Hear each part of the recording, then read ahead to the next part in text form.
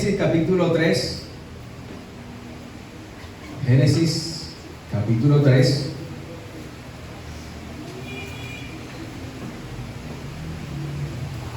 Versículo 14.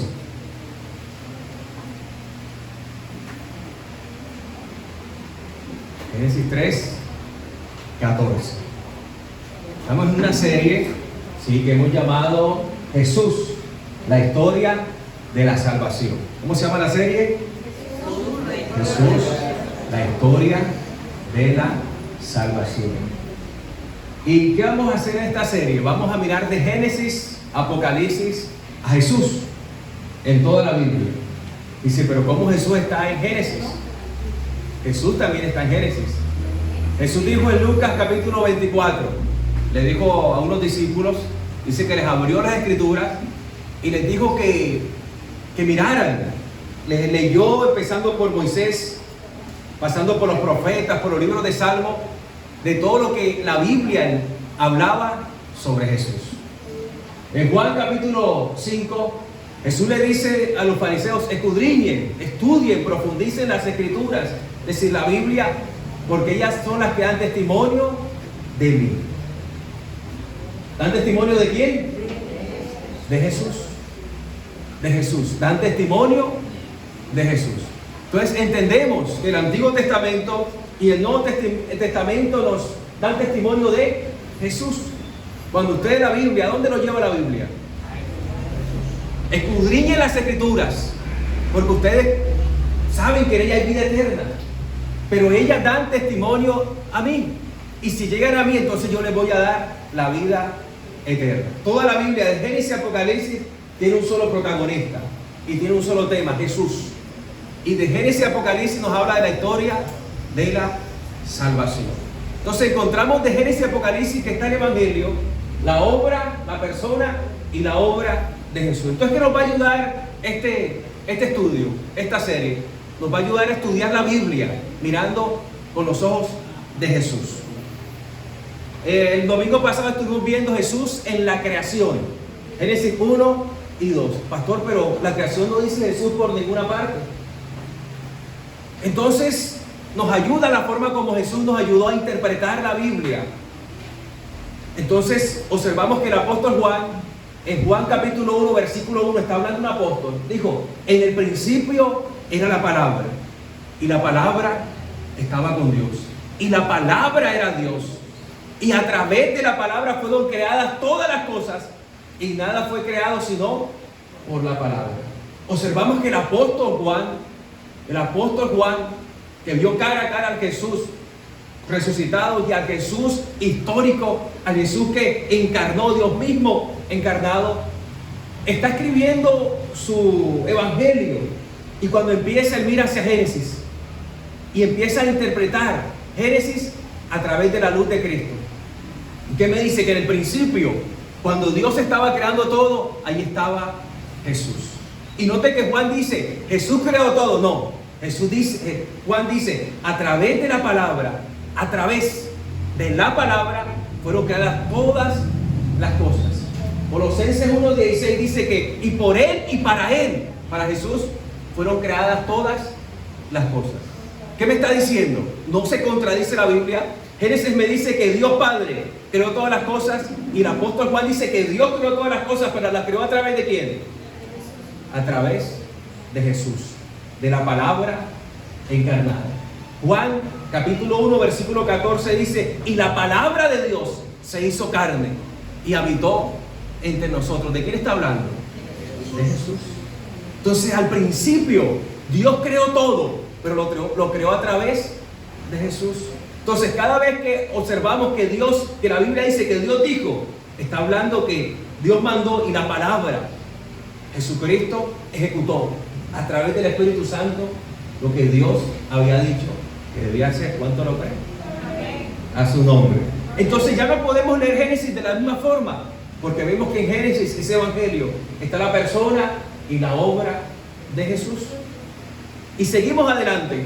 Vamos a ver 7 etapas que van a abarcar toda la Biblia. La primera es Jesús en la creación. Hoy nos corresponde la segunda, que es Jesús en la caída.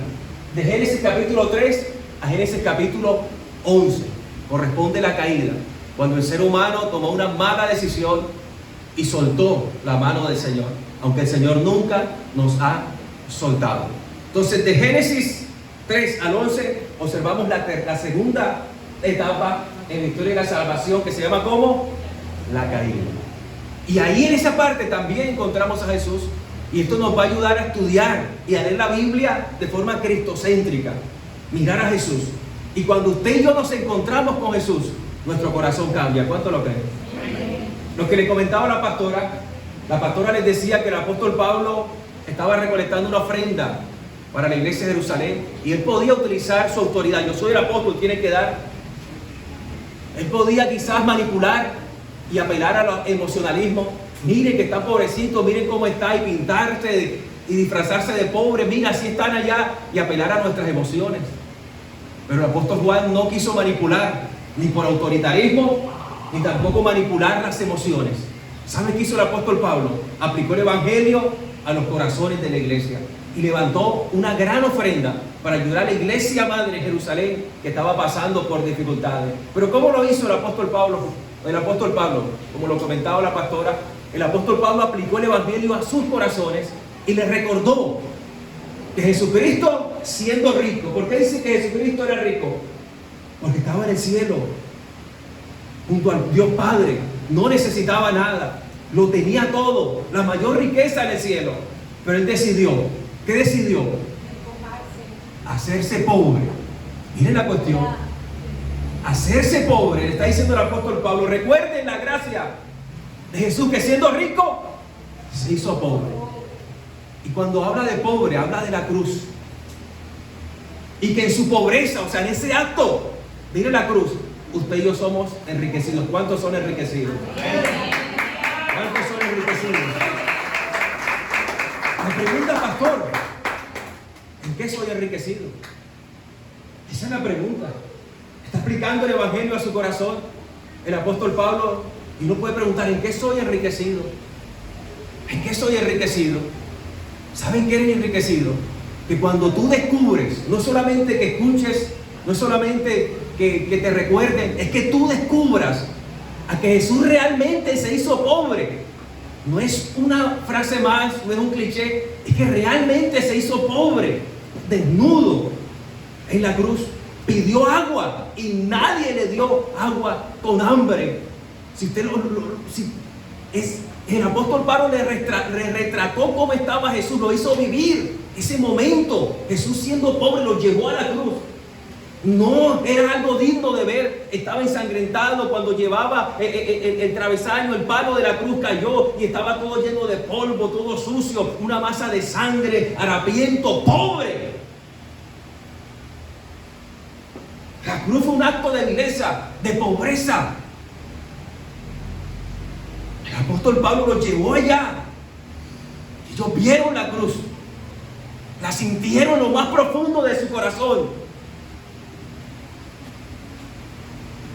¿Qué pasa cuando tú vas a la cruz y ves que el rico, más rico de todos, se hizo pobre? Brota amor de tu corazón. No puede brotar otra cosa sino amor.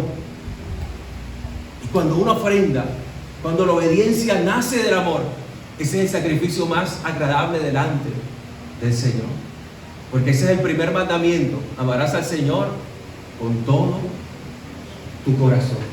Aplicó el evangelio a su corazón, y cuando realmente se aplica el evangelio a nuestro corazón, lo único que puede brotar es amor.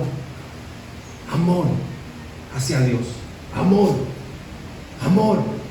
Amor. Por ahí dicen que lo que se hace con amor se nota. Y el amor, el corazón no entiende otro lenguaje sino el amor. Por eso la Biblia es una carta de amor de Génesis a Apocalipsis. Por eso Jesús hizo el mayor acto de amor. Yo puedo preguntarle aquí a las mujeres, ¿cuál fue el mayor acto de amor? Bueno, acto de amor que hizo su querido para conquistarlo. Y algo tuvimos que hacer. ¿Sí? Algo tuvimos que hacer. Porque hablamos de conquistar. Una mujer verdadera se deja conquistar. Y uno tiene que conquistarla a su nombre. Y usted tiene algo que hizo eso, me mató. ¿Cuántas han dicho así? ¿Usted recuerda lo que ese muchacho hizo? Algo hicimos. Él hizo eso y me mató. Por eso decimos que con Cristo estamos juntamente crucificados. Él hizo eso y me mató. El mayor acto de amor y me mató. De amor. Rendido a sus pies. Y yo quizás pude hacer algo por la pastora para conquistarla.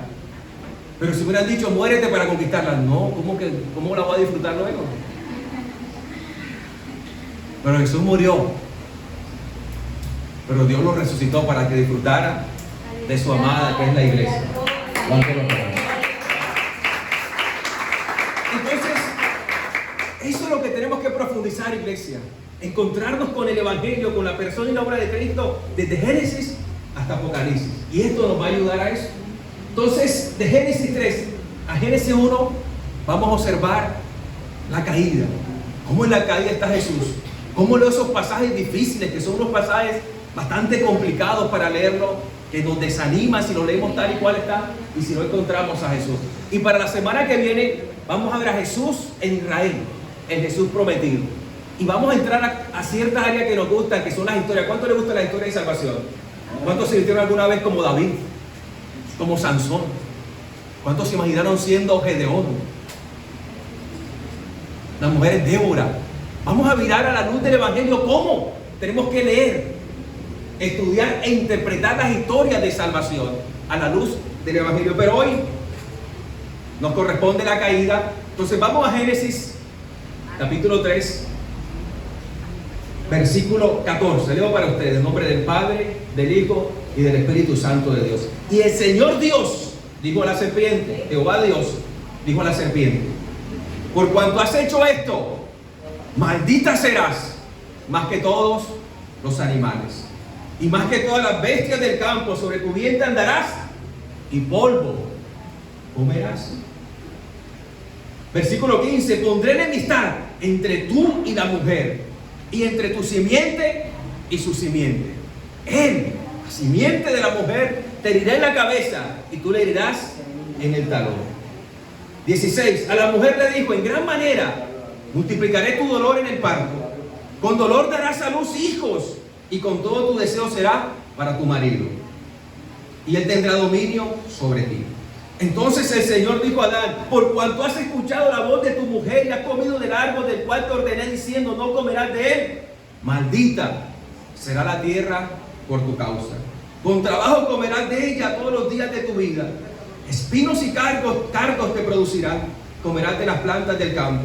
Con sudor de tu rostro comerás el pan, hasta que vuelvas a la tierra, porque de ella fuiste tomado, pues polvo eres y polvo serás. Versículo 24. Ahí mismo, 3:24. Expulsó pues al hombre, y al oriente del puerto de Edén puso querubines y una espada encendida que giraba en todas las direcciones para guardar el camino del árbol de la vida. Expulsado.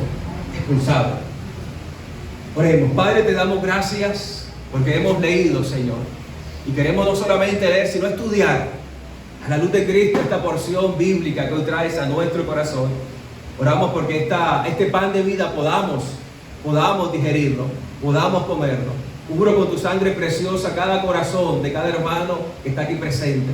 Oramos porque el Evangelio sea aplicado a su corazón, y que en esta mañana el amor hacia ti crezca cada día más, porque ese es el gran mandamiento: amarás al Señor con todo tu corazón. Y de ahí se desprende el resto, porque ahí podremos amar a nuestros esposos, a nuestras esposas, a nuestros hijos, Señor, del amor que nace de esa preciosa obra que hiciste en la cruz. Nos cubrimos con la sangre del Cordero, en nombre de Jesús. Den ese fuerte aplauso al Señor.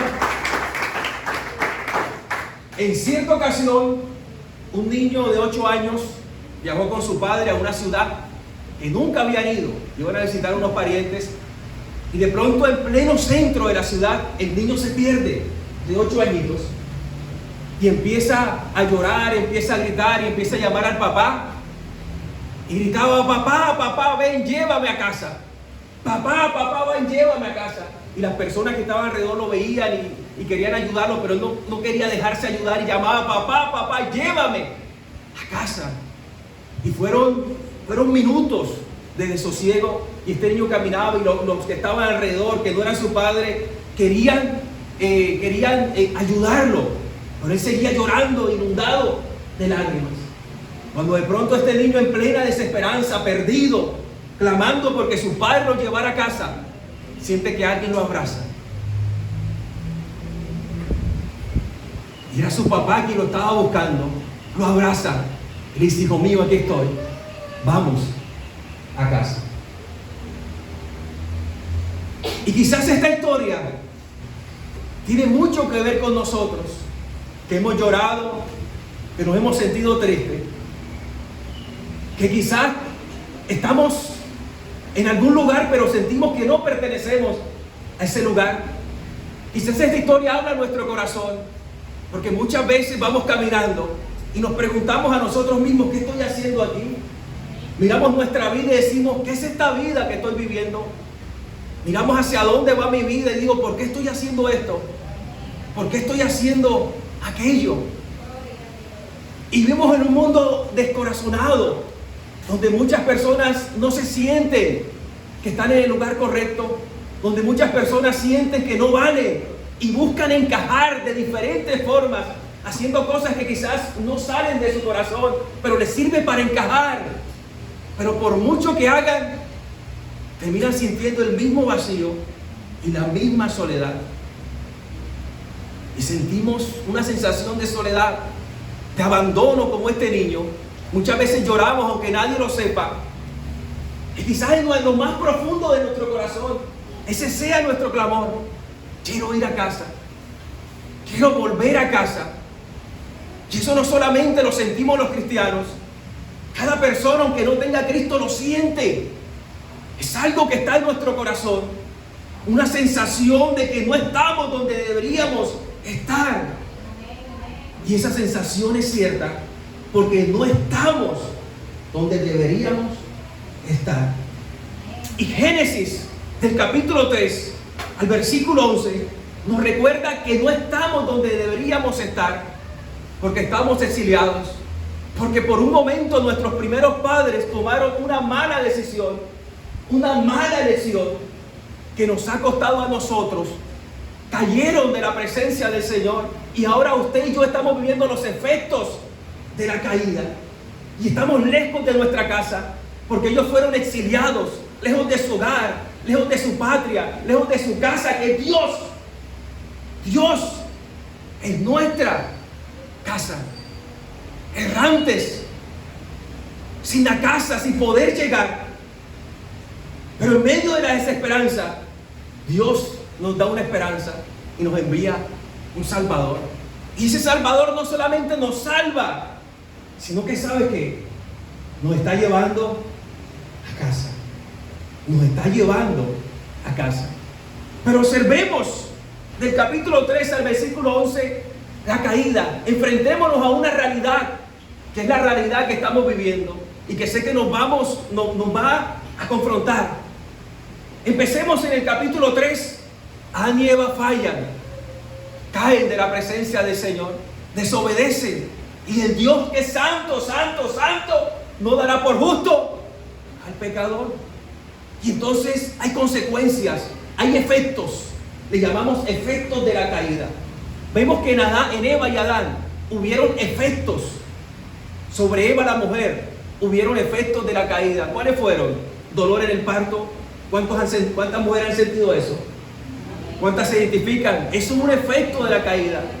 La mujer cuando da luz está al borde de entregar su vida. Dolor. Ese dolor, ¿por qué? Ese es un efecto de la caída. Otro efecto de la caída con respecto a la mujer es que la mujer iba a luchar contra el hombre. Iba a querer liderar, iba a querer ejercer autoridad con el hombre. Y eso lo estamos viendo. Hay una guerra de sexo.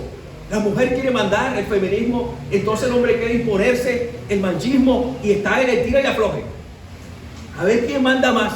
Y eso se ve en los hogares, se ve en las familias, se ve en los programas de televisión que le sacan el jugo a esto. Y entre la mujer sea más pesada y se le para a cualquier varón, más vemos la televisión. Y entonces las niñas quieren crecer siendo las mandamás. las matronas, las caballotas como la que canta reggaetón. ¿Cómo era que dice? A su nombre. ¿Cómo es que dice Karol G? La bichota. Para toda la mujer que dice la bichota, la que factura, la loba, es de Shakira. Pero esos son efectos de la caída, porque en Dios hay igual dignidad entre el hombre y la mujer. Somos iguales en dignidad, pero con diferentes roles. El trabajo que le dio Dios al hombre es de liderar, es el líder. No es que sea más que la mujer, pero Dios le va a pedir cuentas por su liderazgo en la familia. Y a la mujer Dios le dio la capacidad de ser ayuda idónea. No es que sea menos que el hombre. La ayuda idónea es la ayuda que viene de Dios. Imagínense, cuando usted tiene una esposa, una ayuda idónea es la ayuda que viene de Dios. Sin esa ayuda usted no podría sacar adelante su familia. Entonces observamos efectos de la caída aún en estos tiempos. Y también el hombre. En el hombre también hay efectos de la caída, porque dice, se fracturó el trabajo. Ahora para el hombre el trabajo iba a ser muy difícil. Trabajar es fácil, es difícil en medio de las circunstancias de la economía, pero son efectos de la caída. Le iba a tocar ganar el pan ¿con qué? Con el sudor de su frente. Duro. Pastor, no hay clientes, efectos de la caída. Pastor, está pasando esto y voy a la quiebra, efectos de la caída. No le echemos la culpa al Señor. Hay efectos de la caída que tenemos que soportar. Pastor, me cojan debido, hay trabajo, efectos de la caída. Tenemos que ver las cosas como son. Pero también el hombre entró en conflicto con la tierra. ¿Usted ve el conflicto que hay entre el hombre con la tierra? El hombre está acabando con la tierra. Polución, contaminación, el efecto invernadero. Hay una lucha entre el hombre y la tierra. Pero ¿qué dijo Dios? Al final tanto lucharás con la tierra, pero la tierra te vencerá, porque del polvo eres y al polvo volverás. Efectos de la caída. Pasamos una página, Génesis capítulo 4, y encontramos a la primera familia. Padre Adán, madre Eva, y tienen dos hijos, uno llamado Caín y uno llamado Abel. ¿Y qué pasa? Caín mata a Abel. Una familia, la primera familia, y Caín, el hermano mayor, mata al hermano menor. Eso lo estamos viendo en estos tiempos. Competencia entre la familia, pelea, discordia entre la familia. Hermano contra hermano pelea, se levantan a pelear. ¿Cuántas noticias hemos visto que un hermano hirió a su hermano? ¿Por qué vemos eso? Porque la familia también fue alcanzada por la caída. Y vemos efectos que nos cuesta ser el papá. ¿Cuánto le gustaría ser el papá perfecto para su hijo? Nos gustaría, pero no alcanzamos. ¿Cuánto le gustaría ser la mamá perfecta? Nos gustaría, pero no alcanzamos. ¿Cuánto quisieran ser los hijos perfectos? Nos gustaría, pero no alcanzamos. Porque la familia también fue alcanzada por la caída. Y eso es lo que estamos viendo en estos tiempos. Y seguimos pasando la página y llegamos a Génesis 6. Miren, en Génesis 6 la maldad del hombre alcanzó un extremo tan grandísimo, y todo lo que el hombre hacía era orientado hacia la maldad. Imagínese que usted es padre de su casa y usted lo que ve todos los días son sus hijos peleando a muerte y matándose. ¿Cómo estará su corazón de padre? ¿Cómo estará su corazón de padre? Adolorido, triste. Dice que Dios sintió dolor en su corazón de ver cómo sus hijos se estaban matando los unos a los otros. Y no le quedó remedio sino de traer juicio y el diluvio a su nombre. El diluvio. El diluvio. Y el mundo entero fue alcanzado por la caída. El mundo entero fue alcanzado con la caída. ¿Cuánto lo creen? Ahora seguimos pasando la página. Noé halla gracia. Noé halla gracia. Ahora vamos a Génesis 11. ¿Qué encontramos en Génesis 11? Ya conmigo la torre de Babel. se sigue multiplicando después del diluvio. Las personas, pero ¿saben qué? Se unieron, pero no se unieron para buscar a Dios. Querían hacer una ciudad y una torre tan grande que llegara hasta el cielo. ¿Qué estaban diciendo? Queremos llegar al cielo sin Dios. Era una cuestión. Hicieron una ciudad grandísima y una torre tan grande que iban a llegar al cielo. Queremos llegar al cielo sin Dios. Y Dios le confundió sus lenguas. La sociedad ha sido alcanzada también por la caída. Y eso lo vemos en la sociedad. ¿Qué está haciendo la sociedad en estos tiempos? ¿Qué está haciendo? Ha sacado a Dios de las escuelas. Ha sacado a Dios de las instituciones. Quiere sacar a Dios de la iglesia. Ha sacado a Dios de la patria. Antes las constituciones decían en el nombre de Dios. Y eso lo quitaron. ¿Por qué? Porque la sociedad se ha ido en contra del Señor. Y entonces eso mismo que anhela la sociedad es la respuesta de por qué está la sociedad así. Mira la cuestión. Lo que anhela la sociedad es la respuesta como está la sociedad. La sociedad anhela libertad. ¿Libertad para qué? Libertad para el aborto, libertad para la eutanasia, libertad para el matrimonio de igualdad de sexo. Libertad no es libertad para lo bueno. La sociedad le da libertad para hacer lo que no le agrada al Señor. Y la sociedad quiere ser bendecida. Pero entre más progresista, menos progreso. Porque si sacamos a Dios, iglesia, ¿qué queda entonces? Queda lo peor de nosotros. Y eso es lo que esta sociedad está demostrando. Porque no ha habido una sociedad más secular, más en contra de Dios, que la que estamos viviendo. Con más ideología. Quieren ahora que los niños se operen. Traen ideas. Si usted ahora mira Netflix, no hay una serie donde no haya un hombre con un hombre, una mujer con una mujer. ¿Qué es lo que queremos? ¿Por qué insistimos con esto? Porque nos hemos ido en contra de Dios.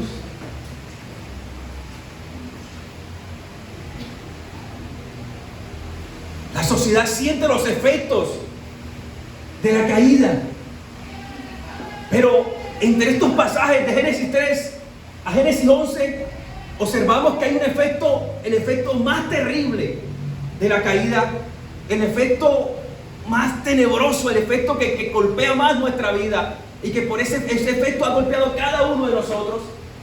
Y observamos que cuando Adán cae, desobedece al Señor, él termina siendo expulsado. Su hogar, de su patria, del Edén donde había nacido, donde se había sentido también. Él termina siendo expulsado. Él termina siendo exiliado. Diga conmigo, exiliado. Adán y Eva terminan siendo exiliados. Ya no pueden regresar a su casa. Una persona que sacan de su patria, de su hogar, de su familia y lleva muy lejos, se llama exilio. Ha sido exiliado. Observamos a Caín, que Caín mata a Abel y también termina siendo exiliado. El mundo se corrompe de tal forma que Dios manda el diluvio y todo el mundo es exiliado. Y luego vemos en Génesis 11 la torre de Babel. Todos son confundidos la lengua y todos terminan de un lado para el otro. Todos terminan siendo ¿qué? Exiliados. Ya no pueden regresar a su casa. Ya no pueden regresar a ese lugar. A ese lugar al que sentían que pertenecían. Uno de los efectos más terribles de la caída y que permea toda la Biblia es el exilio. Esa sensación que sentimos de no pertenecernos le podemos llamar exilio. Diga conmigo, exilio. Hace como...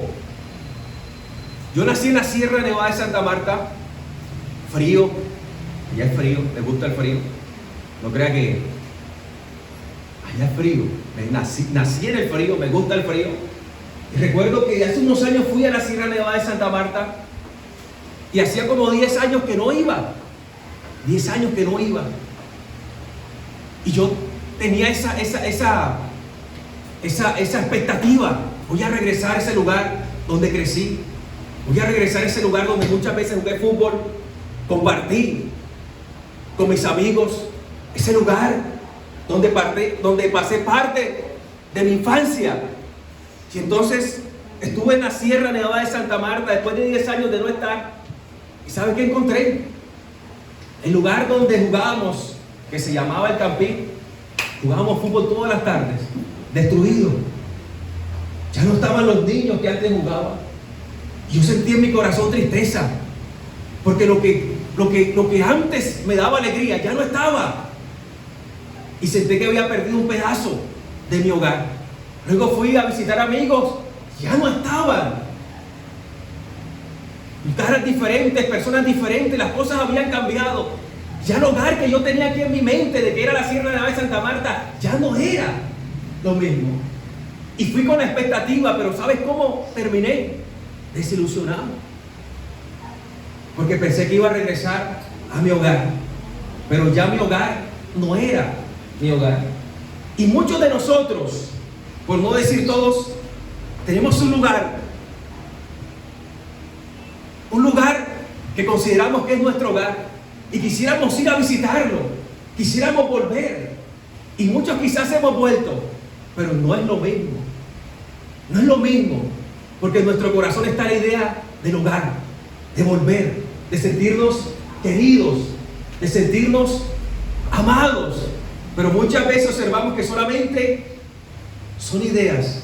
Es como el agua que se nos escurre entre los dedos y no alcanzamos a su nombre.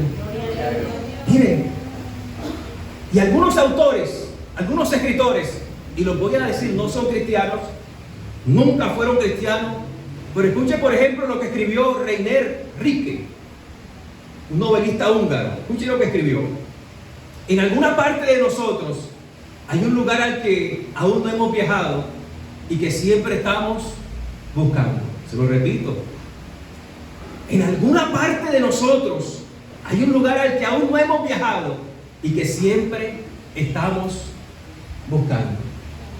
Este hombre sentía eso. Ese es el exilio. Sentía algo, un hogar que estaba buscando y lo seguía buscando, pero que jamás sentía que llegaba a encontrarlo. No le alcanzaba. Buscaba y buscaba. Y quizás tenía novia, tenía esposa, tenía esto, tenía empleo, tenía empresa, tenía carro, pero no le alcanzaba. Y siempre seguía buscando, y buscando, y buscando, y buscando, y buscando. Pero nunca alcanzaba, porque nunca se sentía realmente en su hogar. Otro hombre que ustedes conocen, ¿cuántos conocen o han escuchado hablar de Albert Einstein? ¿No recuerdan? Miren lo que dijo: siento una soledad que no desaparece. Pertenezco en todos lados y en ningún sitio. Siento una soledad que no desaparece. Pertenezco en todos lados y en ningún sitio. ¿Qué está retratando él? Está retratando el exilio. Esa sensación de que nos falta algo. Esa sensación de que nos falta nuestra casa. Esa sensación de soledad, de que hay algo. Y él dice que pertenece a todos lados. Y se siente en una casa o va y visita esto y se siente cómodo. Pero los días siente que ya no pertenece ahí. Que no es su lugar. Porque hay una eternidad que lo está llamando. ¿Cuánto lo creen? ¿Cuánto lo creen? Un pensador, un filósofo, tampoco fue cristiano, Soren Kierkegaard. Miren lo que dice: me siento como un extranjero donde quiera que esté, incluso dentro de mí mismo. Me siento como un extranjero donde esté, incluso dentro de mí mismo. ¿Qué está diciendo él? Que él podía ir a cualquier parte, visitar los sitios que quería, pero cuando llegaba se alegraba, pero el tiempo sentía que no pertenecía. Que había un sitio más grande, más hermoso, al cual quería llegar y estar, pero que no alcanzaba. Y entonces dejaba de buscar en lo externo y entonces entraba a meditar, a buscar ese sitio que amaba en él. Pero ¿de qué se daba cuenta después de meditar, después de hacer yoga, después de hacer tantas cosas? Que ese sitio tampoco estaba en él. Y continuaba errante, continuaba en el exilio, continuaba buscándolo. Franz Kafka. El escritor de la Metamorfosis, que muchos han leído, a las mujeres se lo recomiendo para que se le quite el temor a las cucarachas. El muchacho se convierte en cucaracha, no sé cómo, pero tengo que leérmelo también. Mira lo que dijo: soy un recuerdo que no se ajusta a ningún presente. Soy un recuerdo que no se ajusta a ningún presente. ¿Qué quiere decir? Que él mira todo el presente que tiene, todos los lugares, todos los lujos, todo lo que pueda tener, pero que sin importar lo que tenga, sigue añorando algo.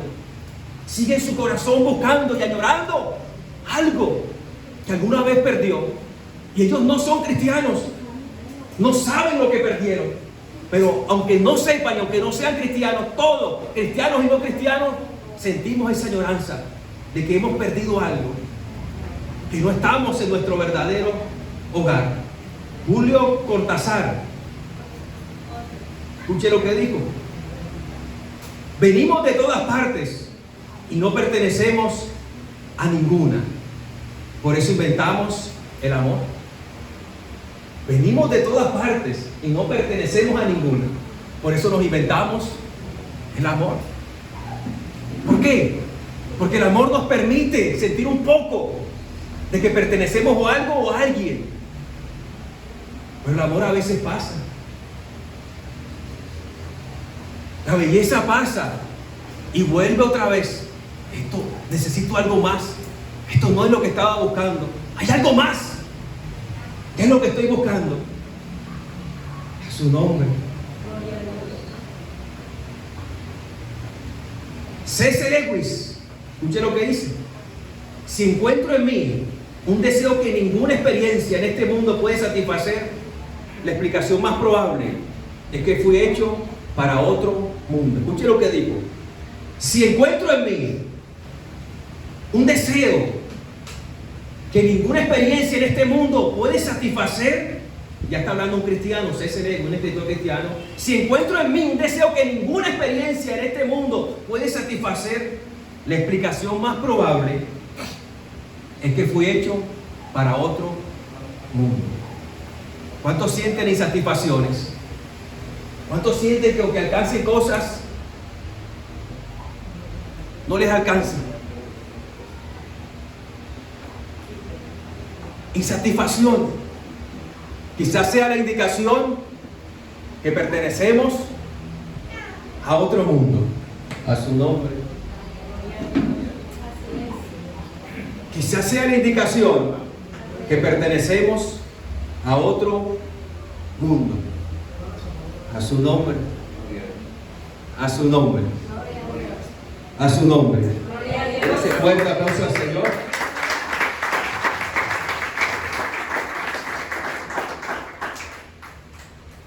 Vamos, déselo fuerte al Señor de verdad.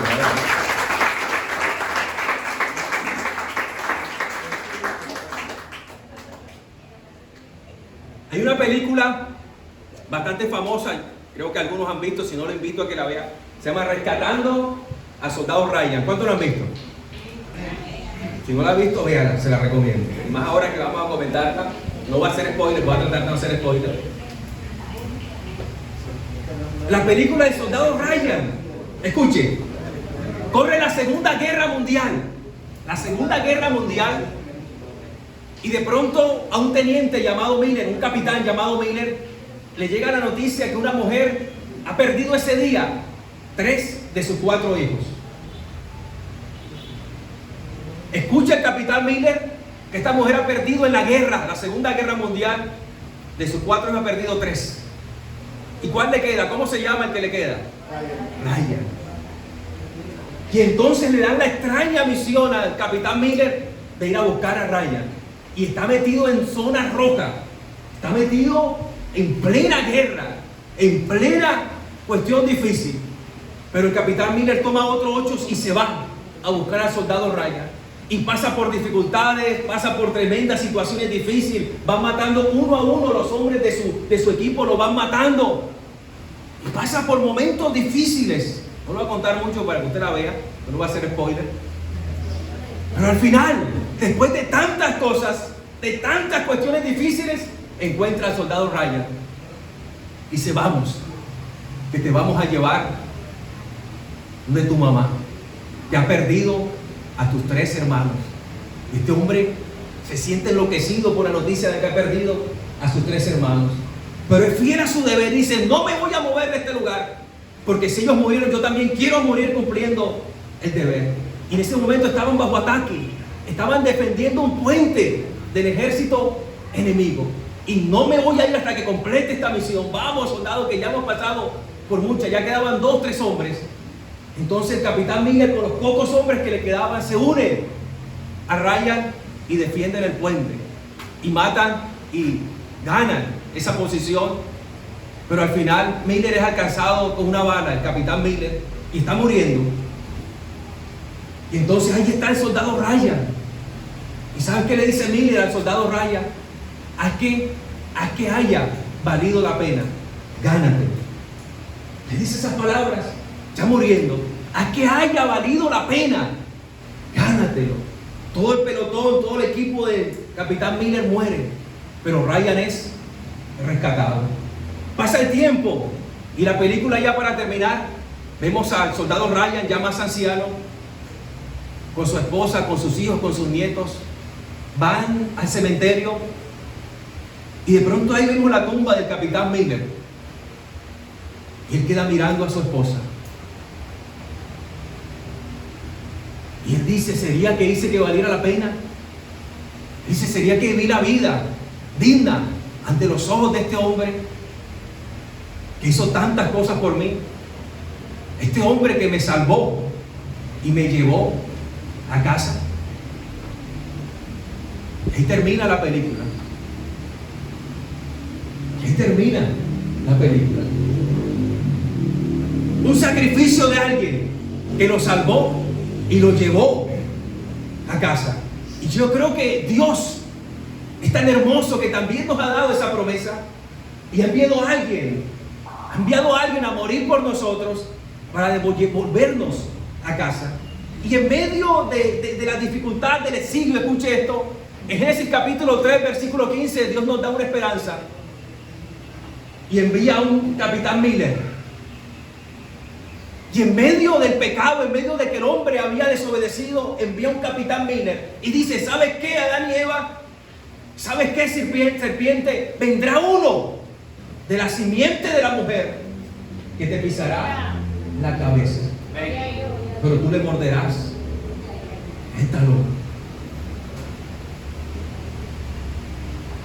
Él te pisará la cabeza y tú le morderás el talón. Y Jesús nos explica lo que quiere decir esto, no con una explicación larga, sino con 3 historias. Miren Jesús cómo explica las cosas. 3 parábolas. Y Jesús nos explica qué quiso decir esta promesa. Y están en Lucas capítulo 14. Y en Lucas capítulo 14 Jesús cuenta una primera parábola y dice que un pastor tenía 100 ovejas y perdió ¿cuántas? Una oveja. Perdió una sola. ¿Y qué hizo? Dejó bien guardadas las 99 que tenía y se fue a buscar. Una se fue de su casa, una fue al exilio, una estaba fuera de su hogar, una había sido exiliada por quizás mala decisión, se había perdido. También nos habla del exilio, pero nos recuerda la promesa que Dios nos dio, que enviaría uno de la simiente de la mujer, no solamente para salvarnos, sino también para llevarnos a casa. Y nuestra casa es Dios. Y entonces el pastor ve que se le fue una que está exiliada. ¿Sabe qué hace? Va a buscarla. No ha sido fácil. Sube montaña, baja ladera, se pincha, hay espinas, pasa por diferentes situaciones hasta que encuentra a su oveja. La toma, la carga y la lleva al redil. ¿Y qué hace? Hace una gran fiesta y se siente feliz porque ha recuperado lo que se había perdido. El pastor es Jesús, que recuperó lo que se había perdido. Nosotros éramos ovejitas descarriadas, o quizás aún todavía somos ovejas descarriadas, pero déjame recordarte algo, que Cristo, el gran pastor, murió por ti. Él dijo: yo soy el gran pastor, y el gran pastor da la vida por sus ovejas. Y el gran pastor da la vida por sus ovejas. La segunda historia que cuenta, la segunda parábola, es la de una mujer que tenía 10 monedas y se pierde una. Y esta mujer prende una lámpara en la oscuridad y empieza a buscar la moneda. Y busque y hasta que la encuentra. Luego hace fiesta y se goza por recuperar lo perdido. Una moneda exiliada, una moneda que se había ido de casa. Pero esta mujer hace el esfuerzo, enciende una luz y la busca hasta que la encuentra y se goza por recuperar lo perdido. Esa mujer se relaciona con Jesús y Jesús encendió la luz del Evangelio en la cruz del Calvario para que esa luz alumbrara en medio de las tinieblas, y en medio de las tinieblas tú y yo pudiéramos ver lo valioso que somos para el Señor, lo valioso que somos en su presencia, la valía que no la va a dar el mundo, la valía que no va a dar lo que tenga, la valía que solamente viene de tener la relación correcta con Dios a través de Jesucristo. Tú y yo somos esa moneda de gran valor por el cual Jesús dio su vida para encender la llama del Evangelio, para que usted y yo pudiéramos ser alcanzados por Él. Esa fue la simiente que le pisaría la cabeza al diablo en la cruz, pero de que también recibiría daño, moriría, pero al tercer día resucitaría a su nombre. Y Jesús nos cuenta una tercera historia, una tercera parábola. Y en esa parábola bastante conocida, la del hijo pródigo, el hijo le pide la herencia a su padre y se va lejos y gasta la herencia de su padre. Gasta la herencia de su padre. Gasta la herencia, está allá comiendo entre los cerdos. Pero miren la sorpresa de esta parábola. Porque en la primera el pastor se pierde a alguien y alguien va a buscarlo. En la segunda parábola se pierde una moneda y alguien va a buscarlo. Y en la tercera parábola se pierde un hijo menor y alguien va a buscarlo. Nadie lo busca. Nadie lo busca. Porque Jesús cuenta una parábola cuenta dos que hablan de lo mismo, pero la tercera aparentemente no habla de lo mismo. Porque este hermano menor nadie fue a buscarlo. Si la parábola debería terminar así, se fue la oveja, el pastor fue a buscarla, se fue la moneda y la mujer fue a buscarla, se fue el hermano menor y el hermano mayor debió ir a buscarlo. Pero ¿por qué el hermano mayor no fue a buscarlo? Porque el hermano mayor no quería pagar el precio. Escuche esto, iglesia. La gracia, para quien la recibe, no tiene que pagar nada. Pero para el que da la gracia, tiene un alto costo. Si tú abrazas a Cristo como Salvador, no tendrás que pagar nada, no tendrás que hacer nada. El hacer viene después que abraces a Cristo como Salvador. No te costó nada, pero aquel que la dio tuvo que morir en la cruz por ti y por mí. Así que la gracia no es barata. La gracia no es barata. La gracia tuvo un alto precio. Para el que la recibe, no le cuesta nada. Pero para el que la da, Jesús le costó lo más valioso, su vida. No podemos denigrar esa gracia que recibimos del Señor. El hermano mayor no quiso pagar el precio. ¿Sabes por qué? No fue a buscarlo. Porque si el hermano mayor lo iba a buscar, lo traía. La herencia que había quedado en la casa era el hermano mayor. Si el hermano mayor lo traía de vuelta, tenía que partir miti la herencia. Y el hermano mayor dijo: yo no soy bobo. Incluso cuando él está afuera, que el padre está haciendo una fiesta para el hermano menor, mire lo que le dice el padre. Le dice: oye, hijo mío, el papá le dice al hijo mayor: hijo mío, todo lo que tengo es tuyo. No lo está diciendo a manera de congraciarse. Eso es una realidad. Porque el padre, cuando el hijo menor se va, el padre parte la herencia para el hijo menor y también para el hijo mayor. El padre se había quedado sin nada. Y todo lo que estaba en la casa y lo que el padre podía utilizar era de su hijo mayor. Por eso dijo: todo lo que tengo es tuyo. Era cierto. ¿De quién fue el anillo que le dieron al hijo menor? Era del hermano mayor. Las sandalias que le dieron al hijo, ¿de quién era? Al hermano menor. del hermano mayor. El ternero gordo que mataron, ¿de quién era? Pero el hermano mayor no quería ir a buscarlo porque sabía que tenía un alto costo. Pero se cumplió lo que más temía. Y su hermano menor volvió. Y su hermano menor volvió. ¿Y cómo responde él? Con amor. Es hijo tuyo que gastó la plata con rameras.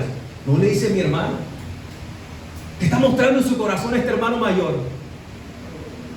Que no ama ni a su padre ni a su hermano.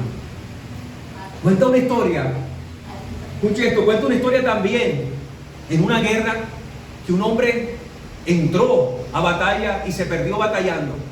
Y su hermano escuchó que su hermano se había perdido, hermano de sangre. ¿Y sabe qué hizo este hermano que amaba a su hermano? De verdad, vendió todo lo que tenía, dejó a su esposa con unos parientes, sus hijos con unos parientes, y se armó con un equipo y fue a buscar en zona roja a su hermano. Y eso sucedió. Y caminaba por todos los lugares donde iba mostrando la foto. Lo han visto, es mi hermano, es mi hermano, es mi hermano. De tal forma que a este hombre, los enemigos y los no enemigos, terminaron conociéndolo como el hermano. Los terminaron llamando, no toquen al hermano porque está buscando a su hermano. Y así, por toda esa selva y sucio y con hambre, hasta que encontró a su hermano y lo trajo a casa. ¿Por qué lo hizo? ¿Qué iba a ganar? Vendió todo lo que tenía, vendió todas sus posesiones, pero ¿qué ganó? No ganó nada, pero ganó a su hermano que se había perdido. ¿Por qué lo hizo? Porque amaba tremendamente a su hermano y no podía descansar, no podía vivir una vida digna si su hermano no estaba en casa, si no iba y lo salvaba y lo traía a casa a su nombre. Pero ¿por qué el hermano de la parábola no fue? Porque no quería pagar un costo. Pero Jesús, experto en parábolas, se saca de la parábola porque Jesús es el hermano mayor, el verdadero, y mete un falso hermano menor, un falso hermano mayor, porque le está hablando a los fariseos, a los religiosos, y mete a los religiosos. El hermano mayor falso era el religioso, el fariseo, que hacía las cosas no por amor, sino porque quería ganarse el favor de Dios a su nombre. Y entonces tenemos tres hermanos. Escuche esto, y acá terminamos. Tenemos tres hermanos. Y un hermano, el hermano menor exiliado. El hermano menor representa a los que no han conocido a Cristo y no quieren conocer a Dios. No quieren saber nada de la iglesia, nada de la religión, nada del evangelio, nada de Dios. Esos los llamamos hermanos menores. Los que no quieren saber nada de la iglesia, nada del Señor. Pero tenemos un segundo hermano que es el hermano mayor falso, o llamémosle fariseo o religioso.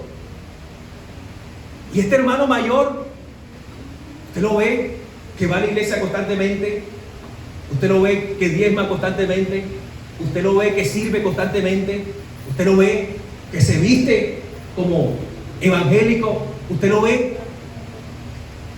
Ese es el hermano mayor, religioso, fariseo. Pastor, pero nosotros hacemos eso, somos hermanos. Veremos un momentito. Y tenemos un tercero hermano, el tercer hermano que es el hermano mayor verdadero, que es Cristo. Es Cristo. El verdadero cristiano sigue a Cristo, a su nombre. El verdadero cristiano sigue a Cristo. Entonces mire esto, tenemos tres hermanos, el hermano menor, el hermano mayor fariseo y el hermano mayor que es Jesús, el verdadero. Y entonces pensemos, ¿qué relación o qué semejanza hay entre el hermano menor y el hermano mayor Jesús? El cristiano verdadero. Jesús representa al cristiano verdadero. El fariseo representa al hermano mayor falso o religioso. Y el hermano menor representa a aquel que no quiere saber nada de Dios, que está apartado del Señor. ¿Qué relación? ¿En qué se parece el hermano menor al hermano mayor verdadero, al cristiano? ¿Saben qué se parece? Que los dos quieren libertad, o que los dos tienen libertad. El hermano mayor, el hermano menor, cree que es libre, porque puede tomar cuando se le dé la gana. Cree que es libre Porque tiene una mujer y puede tener 2 o 3. El hermano menor cree que alejado de Dios puede hacer y deshacer. Yo soy libre. Yo parrandeo cuando quiero. Yo tomo cuando quiero. Yo fumo droga cuando quiero. ¿Eso es libertad? ¿Realmente eso es libertad? ¿Eso es libertad? El hermano menor cree que tiene libertad alejado de Dios, pero no tiene ninguna libertad, porque es esclavo de cualquier cosa. La pornografía lo esclaviza. El querer mostrar su cuerpo lo esclaviza, la esclaviza, porque también hay hermanas menores. Todo lo que hay en el mundo lo esclaviza, porque mientras estemos alejados de Dios, cualquier cosa nos va a esclavizar. Pero él cree que tiene libertad y está engañado, porque no hay libertad sin Dios. Iglesia, no hay libertad sin el Señor. Pero también busca libertad, quiere ser libre a su manera, pero nunca le alcanza, siempre siente que le falta. En cambio, el hermano mayor, verdadero, tiene libertad, es libre el verdadero cristiano. ¿Cuál es la libertad? La libertad de ser esclavo de Cristo. La libertad que nos da tener a Cristo en nuestro corazón. Porque el pastor no se toma una cerveza. No lo hago porque ninguno de ustedes me esté mirando o no me esté mirando. Porque como el apóstol Pablo, tengo en poco si usted me acusa o no me acusa. Ni siquiera yo me acuso. Porque el que me acusa o el que me juzga es el Señor. Entonces, por amor a Dios, no me tomo una cerveza. Porque el pastor entonces tiene una mujer y no tiene 2, 3, 4 si es simpático.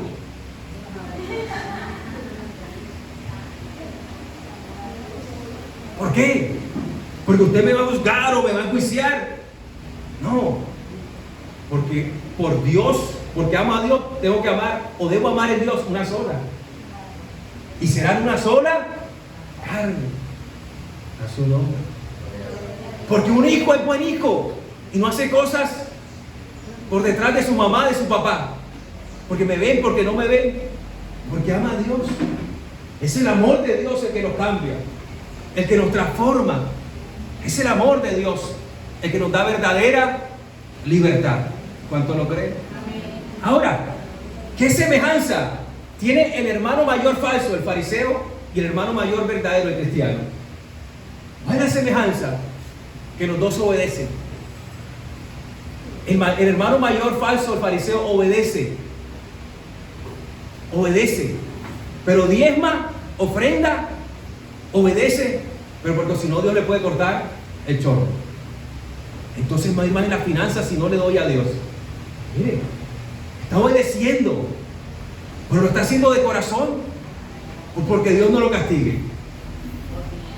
Si no sirvo, si no me pongo en la puerta, entonces el pastor me pone en disciplina. Está obedeciendo, pero obedece para su conveniencia, para que Dios no le corte las bendiciones, para que lo vean, para que lo distingan. ¿Para qué? ¿Para qué? Obedece a su conveniencia. Mira la Biblia y lo que le conviene lo toma y lo que no, no. Es selectivo en su obediencia. A su nombre. Ese es el hermano mayor. Fariseo obedece, pero lo que le conviene. Y obedece con temor, siempre anda con temor a que Dios le corte la cabeza, a que si cree en Dios realmente, entonces Dios, tengo que estar haciendo esto, tengo que orar porque si no Dios me corta la cabeza, tengo que ayunar porque si no Dios me corta la cabeza, tengo que hacer. Siente que su cabeza en cualquier momento va a ser volando. Y ve con temor, con zozobra, y nunca le alcanza, porque cree que puede sobornar a Dios con lo que haga.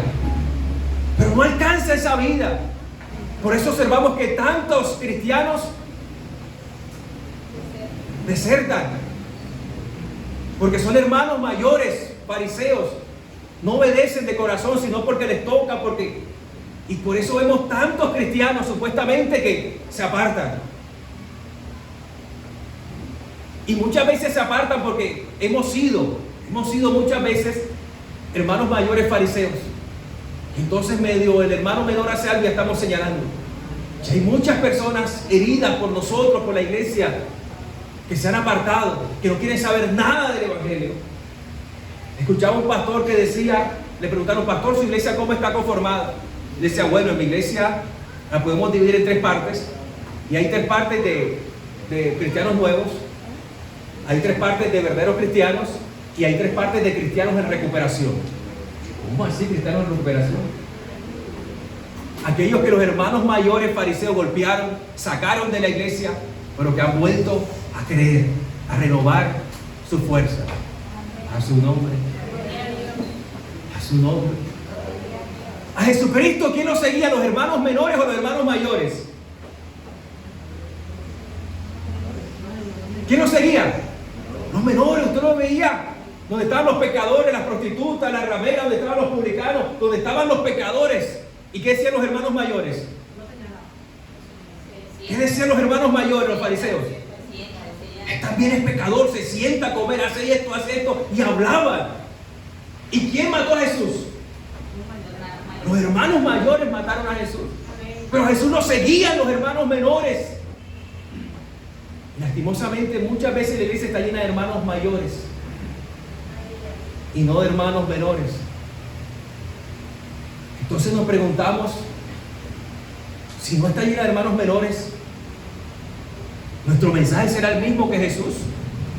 ¿O estamos predicando gracia barata? Ven y serás bendecido. Eso no cambia el corazón, porque Dios te bendice. Cambia el corazón, que mires a la cruz y que cada día seas transformado por el amor de ese sacrificio inmenso del Señor en la cruz. Pero el hermano mayor también obedece. El verdadero cristiano obedece. ¿Pero por qué obedece? ¿Por qué ofrenda? Porque aquel que era rico se hizo pobre, para que nosotros en su pobreza fuéramos enriquecidos. Desde ese que Cristo se dio al 100%, Él puede bendecir la obra del Señor. Él puede contribuir a la sociedad. Él puede contribuir con fundaciones. Él puede contribuir a una sociedad mejor, desde el punto de que Cristo lo dio todo por Él, como Él nos puede dar también todo. Ya no da por sobornar a Dios o porque le toca, sino por el amor que nace del sacrificio en la cruz del Calvario. El verdadero cristiano sirve, obedece sirviendo, no porque le toca o porque el pastor lo vea, lo pone en disciplina, no, porque Jesucristo se hizo siervo y sirvió. Él mismo dijo, no he venido ¿a qué? A ser servido, he venido a servir. Él dijo, el que quiera ser mayor, hágase el último, y lo cumplió. Se hizo el último y fue como siervo sufriente a la cruz, muerte de cruz, la muerte más atroz para los criminales más terribles del imperio romano. Se hizo un siervo por usted y por mí, para que al ver ese siervo sufriente en la cruz, usted pudiera servirle con amor al Señor, a su nombre. El ministerio de alabanza. ¿Cómo podemos servir a Dios en alabanza? Porque la alabanza más grande de Dios fue a la cruz. El sacrificio más grande de Dios fue a la cruz.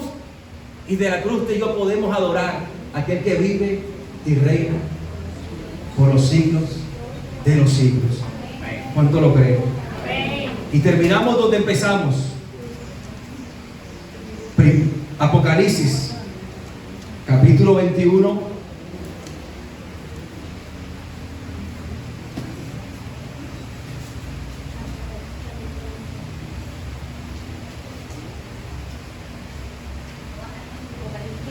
Entonces, 21. Entonces vi un cielo nuevo y una tierra nueva, porque el primer cielo y la primera tierra pasaron y el mar ya no existía. Y vi la ciudad santa, la nueva Jerusalén, que desciende del cielo de Dios, preparada como una novia ataviada para su esposo. Eso somos nosotros. Entonces oí una gran voz que decía desde el trono: el tabernáculo de Dios está entre los hombres, y Él habitará entre ellos, y ellos serán su pueblo, y Dios mismo estará entre ellos. Él enjugará toda lágrima de sus ojos. Ya no habrá muerte, no habrá más duelo, ya no habrá efecto de la caída, ni clamor, ni dolor, porque las primeras cosas, la caída y sus efectos, habrán pasado. El que está sentado en el trono, el Dios Todopoderoso, dijo: yo hago nuevas todas las cosas. Y añadió: escribe, porque estas palabras son fieles y verdaderas. Y también me dijo: hecho está. Yo soy el Alfa y la Omega, el principio y el fin. Al que tiene sed yo le daré gratuitamente de la fuente del agua de la vida. El vencedor heredará estas cosas, y yo seré su Dios, y él será mi hijo. Yo seré su Dios, y él será mi hijo. El verdadero hermano mayor vino a morir por nosotros para salvarnos y para llevarnos a nuestra verdadera casa, que es la eternidad, en la presencia, en los brazos del Padre, aquel que nos dirá, escucharemos en la eternidad, yo seré su Padre y él será mi hijo. Ay, levanta tus manos. Te pedimos perdón, Señor. Te pedimos perdón, porque muchas veces hemos sido exiliados por nuestra rebeldía, por nuestra desobediencia, pero en nuestro corazón sentimos que hace falta algo, o más bien alguien, porque Dios, tú eres nuestro hogar. Perdónanos, Señor. Perdónanos. Perdónanos. Perdónanos, porque muchas veces hemos sido esos hermanos menores que hemos estado lejos de papá, de la casa. Pero hoy, si tú eres hermano menor, te identificas, ven a casa. No hay reproche. Él te espera con los brazos abiertos. La gracia es gratis para el que la recibe. Pero ya pagó el alto costo en la cruz. Murió por cada uno de nosotros, hermano menor. Si eres un hermano mayor, ven a Jesús. Descansa en Él. Mira la cruz. Pon los ojos en Jesús, autor y consumador de la fe. Si sientes en tu corazón que haces las cosas por hacerlas, que no hay descanso, que no hay gozo, que sientes como David que no hay gozo en la salvación, ora, devuelve el gozo de la salvación. Mira la cruz. Si eres hermano mayor, fariseo, religioso, mira la cruz. Si te cansa servir, mira la cruz. Si te cansa bendecir, si te cansa obrar, si te cansa obedecer, mira la cruz. Que de la cruz Él ya te aprobado. Eres mi hijo amado, el cual tengo complacencia. Ya no haces las cosas para ser aprobado, porque fuiste aprobado por Dios en la cruz del Calvario. Eres mi hijo amado, el cual tengo complacencia. Entonces rindes aún más de lo que rendías antes, por el amor de que hubo alguien que murió por ti. Lo dio todo, para como tú no darlo todo, pero no porque te toca, por fariseísmo, por religiosidad, sino por amor. El amor que nace de un corazón rendido al Evangelio, a la cruz. Si te identificas como el hermano mayor verdadero, el cristiano, sigue, mi hermano, peleando la buena batalla de la fe. No mires de izquierda a derecha, pon tus ojos